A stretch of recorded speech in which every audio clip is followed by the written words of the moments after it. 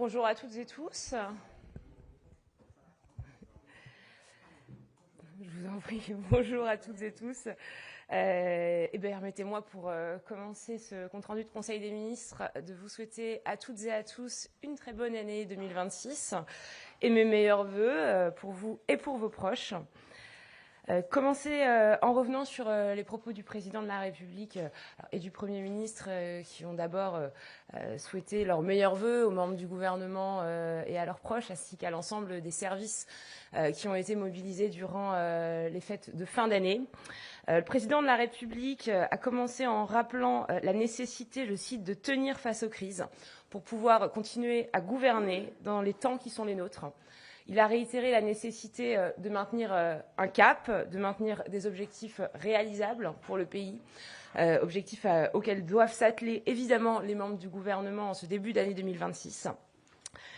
Il a insisté sur le fait que notre pays tenait bien plus que certains commentateurs ne voulaient le dire. Preuve en sont les différents résultats économiques qui montrent que, encore une fois, notre pays tient face aux crises, notre pays tient grâce à l'action qui a été menée depuis plusieurs années maintenant, et notre pays tient mieux que la plupart de nos voisins européens. J'en viens maintenant à un point sur les principaux sujets internationaux qui ont été évoqués par le président de la République également. D'abord sur Crans-Montana, le président de la République a tenu à remercier l'ensemble des services qui se sont mobilisés en France. Nous avons apporté notre solidarité, bien sûr, à l'ensemble des victimes qui ont été touchées, à l'ensemble des familles. Vous le savez, 9 victimes françaises sont à déplorer malheureusement, et je vous informe aujourd'hui, comme vous le savez, il y aura une cérémonie d'hommage qui se tiendra en Suisse le 9 janvier, prochain. Ce sera un jour de deuil national.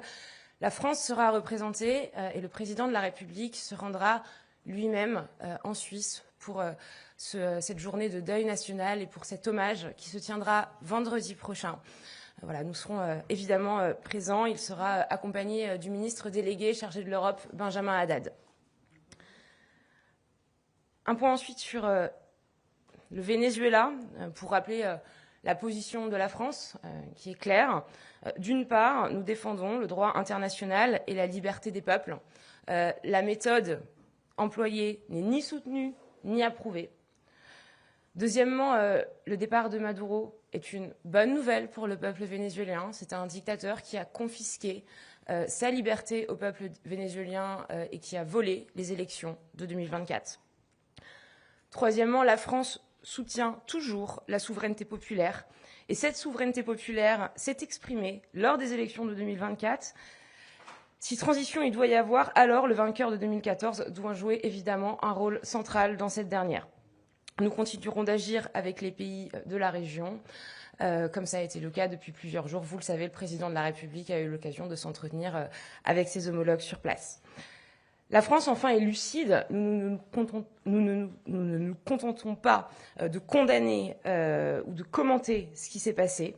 Le monde s'est durci. La France doit se préparer dans ce monde, encore une fois, qui se durcit avec un réarmement militaire, un réarmement économique, avec notamment l'augmentation des moyens de la défense qui doivent être compris dans le budget 2026. Un point pour terminer sur l'Ukraine, toujours fait par le président de la République. La réunion de demain est une réunion importante qui permettra de consolider les contributions des différentes parties prenantes dans les garanties de sécurité qui doivent être apportées à l'Ukraine. C'est le fruit d'un long travail et de la coalition des volontaires. Nous avons fait progresser l'ensemble de ces exigences depuis plusieurs mois, et donc c'est une étape importante pour l'Europe. J'en viens maintenant à l'ordre du jour du Conseil des ministres, avec la présentation d'un projet de loi par le ministre de l'Intérieur, Laurent Nunez, pour ratifier une ordonnance de novembre 2025. S'il est adopté, ce texte permettra d'appliquer dans les collectivités d'outre-mer la loi du 11 août 2025 qui réintroduit certaines dispositions de la loi dite immigration de janvier 2024, censurée par le Conseil constitutionnel. Celle-ci permet notamment la prise des empreintes digitales et la prise de photographies sans le consentement d'un étranger lors de son placement en détention administrative et ce lorsqu'il s'agit du seul moyen de l'identifier. Et deuxièmement, le placement en rétention d'un étranger en situation irrégulière qui demande l'asile en cas de menace à l'ordre public ou de risque de fuite lorsque son assignation à résidence n'est pas suffisante. Je passe au sujet d'économie et d'énergie, puisque Roland Lescure a présenté ce matin 3 textes. Ce sont des projets de loi de ratification d'ordonnances ou des ordonnances qui visent à assurer la transposition de directives européennes dans notre droit international. Le premier texte porte sur l'encadrement du crédit à la consommation, un sujet que j'ai eu l'occasion d'évoquer lors de précédents comptes rendus de Conseil des ministres, notamment à propos des découverts bancaires. Cette transposition européenne nécessitait, j'ai déjà eu l'occasion de le dire, 2 ordonnances. La première a été présentée en septembre et la seconde en décembre. Le deuxième texte vise également à mieux protéger les consommateurs. Il s'agit d'une ordonnance qui encadre la vente à distance de services financiers. Il est de plus en plus courant dans la vie de nos compatriotes de souscrire à des contrats en ligne ou de recevoir des sollicitations pour le faire. Or, signer dans l'espace virtuel entraîne bien sûr des conséquences réelles. Et donc, on vient ici fixer des obligations en matière d'information précontractuelle et pour permettre la rétractation en un clic lorsque le consommateur conclut un contrat à distance par voie électronique. Enfin, le dernier projet de loi porte sur les sujets énergétiques. Dans le cadre du Pacte vert européen, qui prévoit une baisse des émissions de CO2 de 55% d'ici à 2030, ce texte va permettre à notre pays d'avancer en matière d'efficacité énergétique. Il s'agit de ratifier une ordonnance qui comporte plusieurs mesures, et notamment limiter l'installation de nouvelles sources de chaleur fossiles dans les réseaux de chaleur et de froid. Et deuxièmement, prévoir l'élaboration de plans quinquennaux pour améliorer la performance énergétique de ces réseaux lorsque ceux-ci ne sont pas suffisamment efficaces. Enfin, Jean-Noël Barrot est revenu sur la situation internationale. Je ne vais pas revenir dessus, mais il a été exprimé ce qu'a dit le président de la République et ce que j'ai pu citer en début de compte-rendu de Conseil des ministres. Je vous remercie. Et nous passons à la partie questions, si vous le voulez bien. Bonjour Madame la Ministre, bonne année.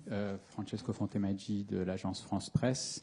Vous avez évoqué le Venezuela en disant la position de la France.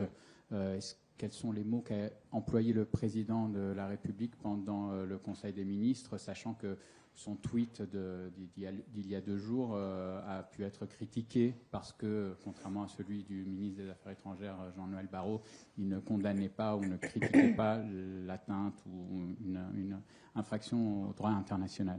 Alors, avant de vous redire les mots précis employés par le président de la République, je voudrais insister sur le fait que la communication de Jean-Noël Barrot, donc du Quai d'Orsay, et la communication du président de la République et donc de l'Élysée forment un tout.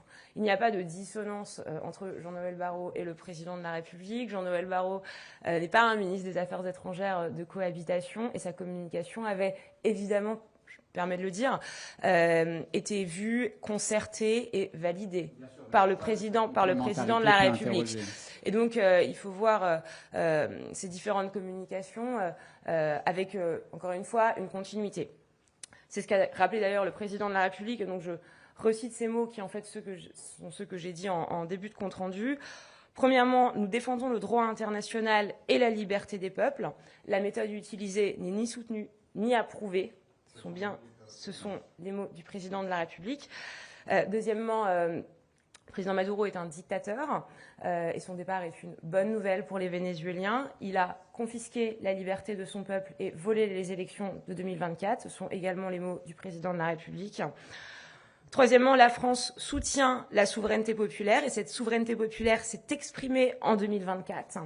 Si transition il devait y avoir, alors le vainqueur de 2024 devrait jouer un rôle central. Là encore, ce sont ces mots.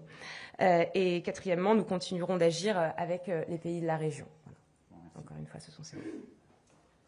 Bonjour Madame Larrabee, journaliste indépendante. Donc, par rapport à ce que vous venez de dire sur le Venezuela, le président Macron s'est distingué par une position, que ce soit en France ou à l'international, s'est distingué par une position qui a été qualifiée par de nombreux observateurs dans le monde comme une position de soumission à l'impérialisme US. Il a été qualifié, je cite, d'irresponsable et de larbin de l'impérialisme américain.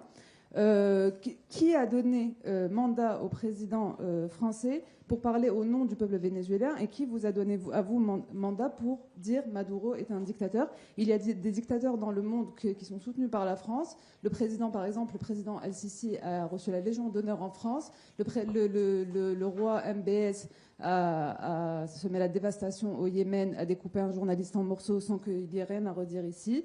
L'enlèvement de Maduro est une violation flagrante du droit international. Rien n'a été dit sur ce point par le président Macron, comme il vient d'être rappelé par mon collègue. Donc, est-ce que vous êtes en train de valider la loi de la jungle dans le monde et le droit de piétiner le droit international? Que signifie le droit international pour vous? Alors d'abord, entendre parler de soumission, pardonnez-moi, mais c'est effarant. Le président de la République, depuis des années, s'est mobilisé et s'est battu contre vents et marées pour organiser la souveraineté française et européenne face à toutes les puissances étrangères, quelles qu'elles soient. Ça fait 8 ans que le président de la République travaille à consolider cette force que doit être l'Union européenne en matière de défense, en matière économique, avec des résultats qui portent ses fruits. Et il a été entendu, je pense pouvoir dire, qu'il a été sur ces sujets, encore une fois, d'indépendance et de souveraineté vis-à-vis des États-Unis, mais pas que, la locomotive de l'Union européenne. Et ensuite, personne ne dit que ce qui s'est passé est conforme au droit international. Ce qui s'est passé n'est pas conforme au droit international et nous n'avons jamais prétendu le contraire. D'ailleurs, les États-Unis n'ont pas non plus prétendu le contraire. Nous disons, pardon madame. Excusez-moi, mais Donald Trump a retweeté le post de Macron. C'est le seul président pratiquement qui l'a retweeté. Excusez-moi, s'il se sentait critiqué, il n'aurait pas fait ça. Vous pouvez reconnaître ça. Je ne me permets jamais d'interrompre un journaliste quand il prend parole dans cette salle. Et je ne le ferai jamais. Je vous demande juste de me laisser terminer mes réponses. La position de la France, encore une fois, est claire. L'action du président Trump contrevient au droit international. Nous avons et nous défendrons toujours le droit international parce que c'est la condition pour la stabilité et la paix mondiale. Pour autant, il s'agit là d'un dictateur, et donc nous le prenons en compte. Son départ est, et c'est les mots du président de la République, une bonne nouvelle pour les Vénézuéliens. Et troisièmement, je ne vais pas réussir à le dire, bon, on ne fait pas que... encore une fois, condamner ou commenter, comme certains le font en France, ce qui s'est passé. Nous avons une position qui est une position de lucidité, et donc nous devons, encore une fois, réarmer la France et l'Europe pour lui permettre d'être davantage souveraine. Et puis ensuite, il faut se projeter dans l'après-Maduro. Et se projeter dans l'après-Maduro, c'est permettre au peuple vénézuélien, en tout cas c'est la position de la France, de retrouver sa pleine et entière souveraineté populaire. Oui, excusez-moi, si vous avez terminé, quid du droit international? Vous parlez de droit international, mais c'est une violation flagrante. Il y a eu une invasion spectaculaire de GIs américains dans un territoire souverain qui s'appelle le Venezuela. Ils ont enlevé le président. Ils ont tué des dizaines de personnes. Le bilan n'est pas encore établi, mais des dizaines de personnes sont mortes, dont 32 Cubains. Ça vient d'être officialisé. Le droit international, il est où là-dedans? Pourquoi il n'y a pas de condamnation claire? J'ajoute une autre question, s'il vous plaît, si vous pouvez répondre, sur le survol de notre territoire par le Premier ministre israélien Netanyahou il y a quelques jours, que vous avez autorisé encore une fois pour la 3e ou 4e fois. Comment expliquez-vous, alors qu'il est recherché par la Cour pénale internationale pour crimes de guerre, comment expliquez-vous qu'il soit à nouveau autorisé à survoler le territoire? Et s'il vous plaît, répondez sur le Venezuela. Pourquoi il n'y a pas de condamnation claire de cette violation flagrante que l'Espagne a condamnée? L'Espagne vient de s'associer à plusieurs pays d'Amérique latine pour demander, pour condamner l'enlèvement de Maduro. Pourquoi il n'y a pas ça qui est dit clairement? Et au contraire, vous dites que c'est une très bonne nouvelle. Vous validez, vous venez de le redire à plusieurs reprises, et donc vous validez ce qu'a fait Donald Trump. Et encore une fois, Donald Trump a remercié d'une certaine façon le président Macron pour son soutien en retweetant, en repostant sur son réseau social le tweet du président Macron. Il n'y a ni validation ni invalidation, ce n'est pas le rôle de la France. La France, par la voix du ministre des Affaires étrangères et par la voix du président de la République aujourd'hui en Conseil des ministres, dit clairement que l'action américaine contrevient au droit international. Je n'ai pas davantage à dire sur le sujet. Sur Netanyahou, je vous renvoie vers le Quai d'Orsay. Merci. Bonjour Madame Région, Oscar Tessonneau, près de Madame Right Brain Magazine. Tout d'abord mes meilleurs vœux. Une première question sur le budget. Dans quelques jours, les médecins se mobiliseront contre le projet de loi de finances de la sécurité sociale, notamment lorsqu'ils exercent une profession libérale. Quel message aujourd'hui le gouvernement veut apporter à ces professionnels de santé? Et est-ce que Stéphanie Rist est peut-être revenu sur la façon dans laquelle aujourd'hui le gouvernement va s'organiser avec les ARS pour qu'une offre de soins soit continuellement assurée aux patients? Alors, meilleurs vœux à vous aussi. La ministre de la Santé n'est pas revenue dessus en Conseil des ministres. Pour autant, vous l'avez peut-être vu, elle a écrit une lettre aux professionnels qui sont en grève effectivement à partir d'aujourd'hui pour dire des choses simples. D'abord, qu'elle était à leur écoute et que le dialogue devait continuer. Deuxièmement, que le budget de la sécurité sociale n'était pas un budget de rigueur sanitaire. C'est un budget qui est le fruit d'un compromis parlementaire et qui intègre notamment une augmentation de l'Ondam de 3%. Donc ce n'est pas un budget de recul. C'est un budget qui donnera davantage de moyens, je pense notamment aux hôpitaux. Donc c'était très attendu, ça a été voilà, le résultat de longues discussions parlementaires, notamment avec les parlementaires de gauche et du Parti socialiste. J'entends qu'ils sont inquiets quant à la liberté de prescription, et notamment vis-à-vis des arrêts maladie. Là encore, on dit une chose simple, les arrêts maladie indemnisés par l'assurance maladie ont augmenté de 25% depuis 2019. Ça nécessite un meilleur cadrage et c'est ce que le gouvernement a souhaité faire. Pour autant, ce cadrage ne contrevient en rien à la liberté médicale et à la liberté qu'ont les médecins de donner des arrêts maladie lorsqu'ils sont légitimes. On dit en revanche qu'il faut, encore une fois, les encadrer pour pallier à ces dérives qui coûtent extrêmement cher à l'assurance maladie et donc qui coûtent extrêmement cher aux contribuables. Enfin, une toute dernière question sur le budget. La CDHR, ouais. Pardon, qui a été retoquée par le Sénat, sera reproposée aux parlementaires, donc dans la copie du projet de loi de finances qui arrivera dans quelques jours. Est-ce que vous êtes plutôt confiant pour son adoption, en tout cas à l'Assemblée nationale, elle sera adoptée sûrement, puis au Sénat par la suite dans la copie budgétaire terminale, en tout cas? Il y a des débats qui perdurent et qui n'ont pas encore abouti, ça ne vous aura pas échappé, de façon générale sur le budget de l'État et des collectivités territoriales, quant à l'équilibre que l'on doit trouver avec, d'une part, l'exigence de réduction de déficit, d'autre part, le niveau d'économie et la partie recettes qui donc touche à la fiscalité. À l'heure actuelle, le point de convergence n'est pas atteint, de toute évidence. Le Sénat a présenté un projet de budget qui avoisinait les 5,3% de déficit en sortie d'examen. C'est trop important.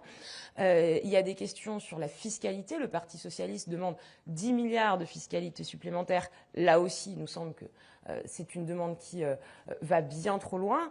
Et puis, il y a des exigences, ou en tout cas des attentes en matière de justice fiscale, des attentes qui ne viennent pas uniquement des groupes et des forces politiques, mais qui viennent de beaucoup de Français que je pense on rencontre tous autour de nous et les parlementaires dans leur circonscription. De quoi s'agit-il? Il s'agit d'une contribution temporaire et exceptionnelle qui touche les Français les plus aisés. Et quand je dis les plus aisés, je voudrais préciser, on parle de plus de 500 000 euros par an pour un couple, 250 000 pour une personne seule. Donc on est bien au-delà de la classe moyenne, y compris de la classe moyenne supérieure. Et c'est une contribution qui, de même que la contribution du surimpôt sur les sociétés pour les 300 plus grandes entreprises, nous semble nécessaire et entendable dans le contexte que nous traversons. J'ajoute que ces deux exemples-là, CDHR et impôt sur les sociétés, étaient des dispositifs intégrés dans le budget proposé par le gouvernement Barnier auquel j'appartenais à l'époque. Et donc, il me semble que c'est bien la preuve qu'on doit pouvoir trouver une convergence ou en tout cas un point d'équilibre, y compris avec la droite sénatoriale sur ces questions. Je vous remercie. Bonjour. Julien Henny, France Inter, meilleurs vœux à nouveau. À propos des réseaux sociaux et de l'interdiction, la volonté du président d'interdire les réseaux sociaux avant 15 ans et les portables au lycée à la rentrée prochaine. D'abord, est-ce que vous pouvez nous dire quand est-ce que le texte, ce projet de loi sera présenté en Conseil des ministres? Je crois qu'il est envoyé jeudi au Conseil d'État. Est-ce que vous avez une date à nous préciser? Non, j'ai pas de date à vous préciser. Et alors, deuxième question, vous savez comme moi que le 19 janvier prochain, lors de la niche EPR, la PPL dite Miller sur le même sujet est prévue à l'agenda parlementaire. Est-ce que ce texte, cette PPL est caduque puisqu'un PJL est en préparation? Non, ce que dit le Premier ministre et ce que dit le gouvernement, c'est très simple. Il y aura des consultations et des discussions avec l'ensemble des forces politiques. Nous, notre objectif, il est assez clair et il est assez simple. On veut avancer de la façon la plus transpartisane possible et de la façon la plus efficace possible. De la façon la plus transpartisane possible parce qu'il y a, là encore, peut-être pas un consensus à l'unanimité, mais en tout cas un large consensus au sein des forces politiques, avec des initiatives parlementaires importantes qui ont été prises, bien sûr, avec la proposition de loi de Laure Miller. Je pense à la mission parlementaire d'Arthur Delaporte et de Stéphane Vogetta.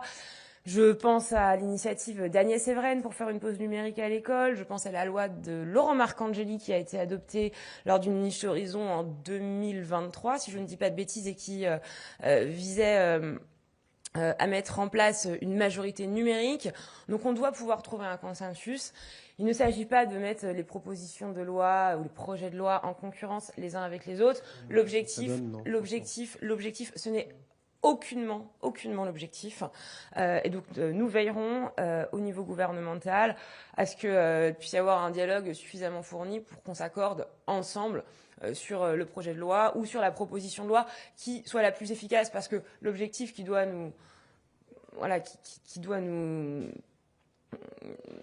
mettre en mouvement dans le même sens, c'est d'avoir à la fin un dispositif qui soit réaliste et qui permette de protéger les jeunes. Vous savez comme moi qu'en général un projet de loi est plus robuste, plus rapide, plus efficace qu'une proposition de loi. Est-ce que concrètement le gouvernement appelle Laure Miller à retirer sa PPL?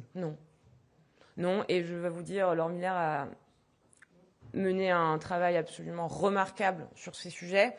Gabriel Attal s'en est aussi saisi depuis des mois maintenant. Le président de la République le porte depuis bien longtemps également. C'est quelque chose qui, au fond, chez nous Renaissance, puisque c'est le parti politique auquel j'appartiens, vient de loin. Et donc, il n'y a aucune raison pour que les différentes initiatives, qui sont toutes pertinentes, se retrouvent en concurrence, alors que l'objectif est pleinement partagé. Oui, bonjour Hugo Babet, bonne année à vous. Moi j'ai une question sur le budget. La ministre Amélie de Montchalin a déclaré ce week-end qu'il y avait 1,5 milliard d'économies à faire sur les crédits des ministères hors défense. Qu'est-ce que devient la loi de programmation du ministère de la Justice et du ministère de l'Intérieur, notamment les 600 millions pour la rénovation des bâtiments pénitentiaires? L'objectif est clair, il a toujours été affiché. Nous voulons préserver le régalien. Et donc, c'est une priorité majeure pour le gouvernement. J'ai d'ailleurs eu l'occasion de dire que les premiers mois de l'année seraient essentiellement portés sur le régalien, ou en tout cas le régalien serait à la priorité du premier semestre 2026, avec un certain nombre de chantiers, notamment législatifs, sur les polices municipales, sur la réactualisation de la loi de programmation militaire, sur le projet de loi de justice pénale que porte Gérald Darmanin, sur un projet de loi pour la sécurité du quotidien, sur lequel planche le ministre de l'Intérieur, Laurent Nunez. Et quant à la définition exacte des crédits, ce sera bien sûr à définir et à discuter avec les parlementaires. Vous savez que Amélie de Montchalin et Roland Lescure vont recevoir cette semaine les chefs de file des groupes politiques hors LFI et RN, puisqu'il semble désormais évident que la France Insoumise et le Rassemblement National n'ont aucune envie de discuter, mais passent le plus clair de leur temps et de leur énergie à essayer de bloquer les discussions budgétaires. Donc ce sera en tout état de cause une discussion à mettre sur la table, mais la priorité du gouvernement est évidemment de préserver tant que possible les questions régaliennes. Donc votre seule ligne rouge, c'est les 6,7 milliards sur la défense, ce n'est plus les 600 millions, par exemple, sur la justice? Notre priorité, c'est de préserver autant que possible le budget alloué aux régaliens. Quant au détail des crédits, encore une fois, ce sera à discuter avec les forces politiques. Comprenez bien que le gouvernement a une position, c'est de préserver les crédits alloués aux régaliens. Vous l'avez dit, la loi de programmation du ministère de l'Intérieur, la loi de programmation de la justice. Bon, certains nous demandent aussi la préservation des crédits alloués à d'autres lois de programmation. Je pense notamment à la question de l'innovation et de la recherche. Donc il ne s'agit pas de, encore une fois, mettre en concurrence les ministères entre eux. C'est des priorités qui sont toutes, pour de bonnes raisons, extrêmement importantes.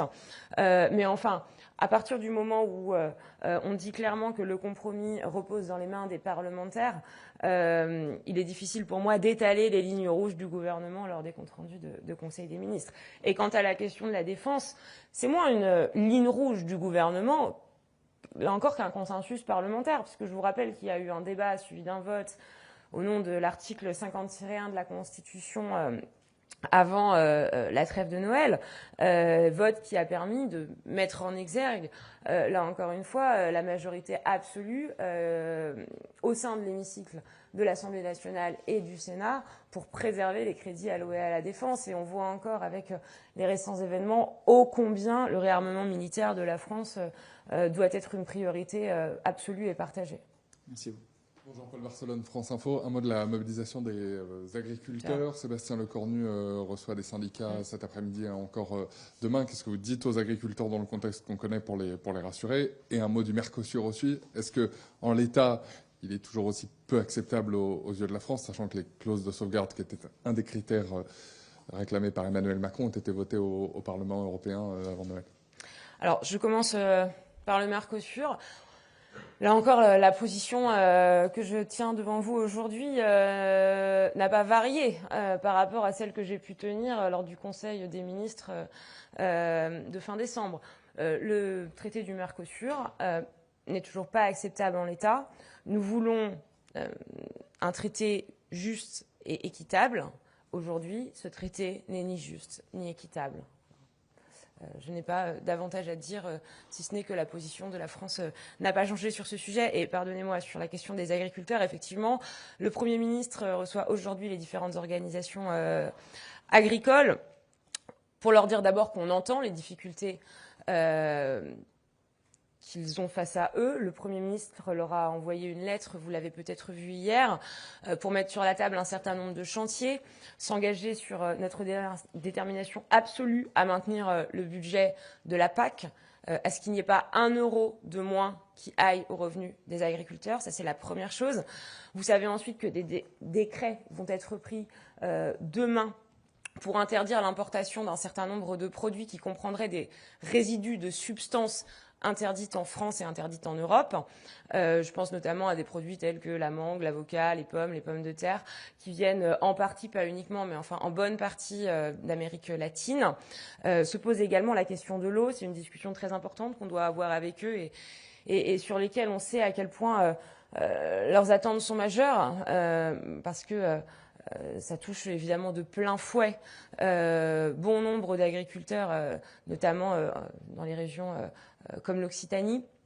Là-dessus, le Premier ministre a été clair. Il a demandé au préfet de recenser l'ensemble des projets locaux à taille humaine qui seraient ralentis ou bloqués, de telle sorte de permettre d'accélérer leur déploiement.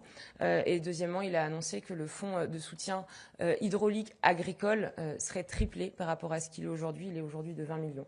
Voilà, donc c'est des mesures concrètes, c'est des engagements à avancer avec eux. Il y a encore des discussions à avoir, mais le dialogue doit être évidemment permanent, efficace et sincère. Et je crois que c'est ce qu'il est. Bonjour, Elisabeth Pinault de l'agence Reuters. Au procès sur le cyberharcèlement dont a été victime la première dame de France, Brigitte Macron, les 10 prévenus ont été condamnés à des peines allant jusqu'à 8 mois de prison avec sursis ce matin. Avez-vous une réaction à cette décision de justice? Alors, je n'ai pas de réaction à une décision de justice et vous savez que notre rôle n'est pas d'en avoir. Je me contenterai juste de dire, à titre personnel, c'est pas forcément une très bonne expression dans le cadre d'un compte rendu de Conseil des ministres, mais que j'apporte voilà, évidemment tout mon soutien plein et entier à Brigitte Macron face à ce qu'elle a traversé, qui est évidemment quelque chose de très difficile. Merci. Est-ce qu'il y a d'autres questions? Bien. Eh bien, dans ce cas-là, je vais vous dire merci à toutes et tous. Encore mes meilleurs vœux pour cette année 2026 et à la semaine prochaine.